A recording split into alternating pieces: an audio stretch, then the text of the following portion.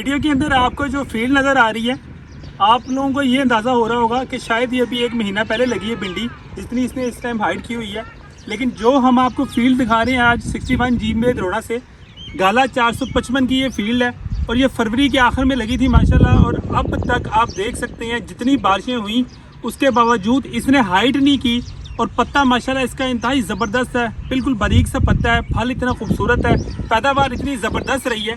और मेरे साथ फार्मर है आहत भाई, अल्हम्दुलिल्लाह इन्होंने अब तक इतनी ज़बरदस्त पैदावार ली है कि मेरे ख्याल में जितनी भिंडियाँ इनके इलाके में लगी थी सबसे अच्छी जो पैदावार दी है और मुनाफा दिया वो सिर्फ गाला 455 ने दी है।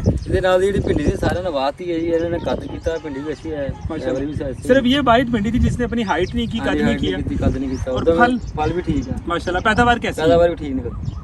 गाला 455 से अच्छी भिंडी पूरे पाकिस्तान में आप घूम के देख लें आपको नहीं मिलेगी। इसी वजह से हम कहते हैं green gold is the dream gold.